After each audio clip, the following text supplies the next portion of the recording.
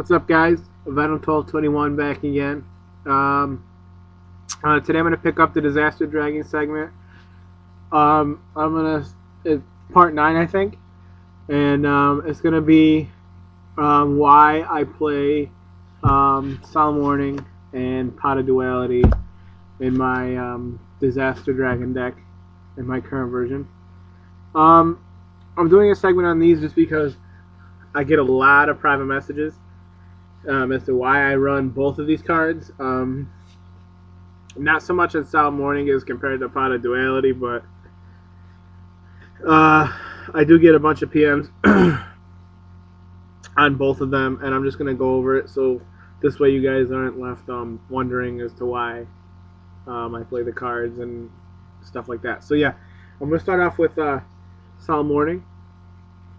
For those of you who don't know what it does, it's a counter trap, and you can pay 2,000 life points to negate the summon of a monster or the effect of a card that special summons a monster. So it'll pretty much negate any summon, and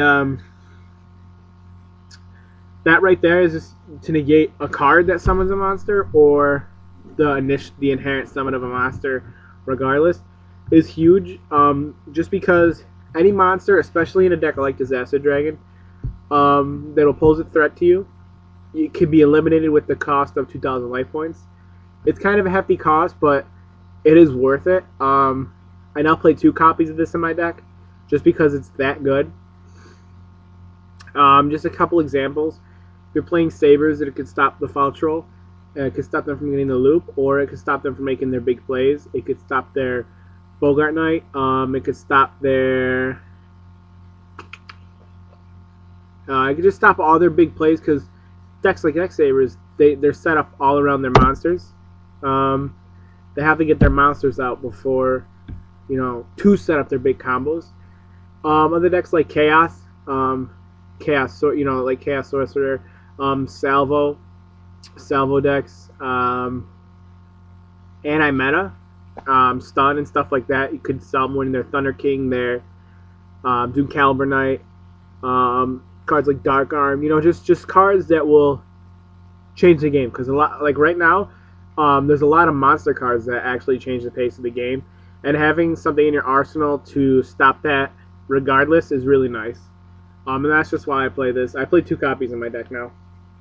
I dropped a Burst Breath for those of you guys that want to know. Second card is Pot of Duality. I'm still getting a ton of messages and comments about this card. For those of you guys who don't know, if you live under a rock, Pot of Duality is look at the top 3 cards of your deck, add 1 to your hand, and you can't special summon that turn, and only 1 Pot of Duality can be activated per turn. That's really good in a deck that sacrifices draw power for control and pace control and stuff like that. Now, the only downfall is that you can't special summon, and people see that drawback of the effect, they automatically say, well, since I special summon, I'm not going to play the card at all. I think that's really a rookie mistake, as politely to put it.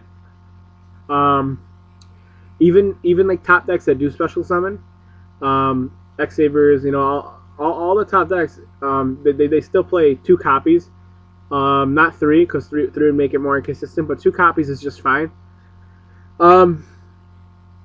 A perfect prime example of this is in past formats, and I think now there's many variants of Disaster Dragon that play a copy of Royal Oppression. And Royal Oppression is basically you can't special summon as long as you have the life points to do it. And with a small cost of 800, most of the time you do. So not being able to special summon, sacrificing 1 turn of special summoning to speed up your deck and thin through your deck, and just getting the key cards you need quicker is just amazing. Like a play, I guess specific play you could do is you activate Duality, look at the top 3, pick a card, depending on that situation that would be best, and you say, okay, I can't special summon. Well, there's many monsters you could play in the deck that will give you advantage without special summoning that turn. You can set a Mass Dragon, an Exploder Dragon, a Totem Dragon, a Dread Dragon. I mean, you could probably set a Wyvern if you'd like. And that is 3, 6. That's like, I think, 10 monsters out of the whole deck that you could set that turn and not have to worry about it. And then next turn, you could just go off with all your stuff. People still seem to think that, you know, I can't special summon one turn. I'm not going to play the card at all. I think most of that comes from that, you know, some people, they just don't have the card. It's really expensive and hard to find. And if you don't have the card, it's not that big of a deal. It'll just make the deck that much faster. But a key reason why I run this card is now that I play 2 copies of Pot of Duality. I also play 2 Gold Sarcophagus.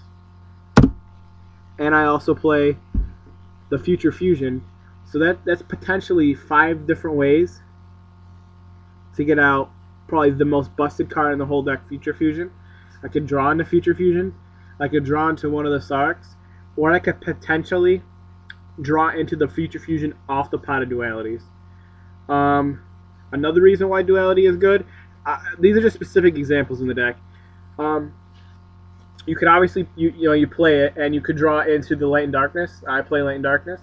You could draw into the Light and Darkness Dragon that you need, and then set your totem. It'll get run over next turn, and then it comes back, and then you'll just, drop Light and Darkness on them. Another example is, now, I don't know, like, I tend to not draw into my Red Eyes Darkness Metals that much, and if you draw into a Red Eyes Darkness Metal off of Duality, that's really big too. For example, if you play Pot of Duality, you reveal the top 3. You say you reveal Sark, you reveal Light and Darkness, and then you reveal Red Eyes Darkness Metal. If you were to not play Pot of Duality, you would draw Sark, then you would draw Light and Darkness, and then Darkness Metal. With Pot of Duality, you thin your deck out by the Duality and the card you choose, so these 2 would go away, and then I'd get the Darkness Metal this turn. Even though I can't play it this turn, I still have it, and I could start planning for next turn, and plus, I got it 2 turns sooner than I actually would, and since I can't play it, I can still plan for it, and the only downfall is your opponent can plan for you, but again, if you play just enough protection, from bottomlesses and whatnot, it shouldn't be a problem. But yeah, I guess the reason why people don't play it is they say I don't play it because, you know what I mean, 90% of the people say, why play it? You can't special summon. I also do think a big part of that is a lot of people don't have it. I guarantee if you had the card, you would play it in the deck. But if you really legitimately do not believe what I'm saying, just proxy it, and you'll see it makes a huge difference. So yeah, guys, that's it. If you got any more questions about either of these 2 cards, message me. So yeah, guys, thanks.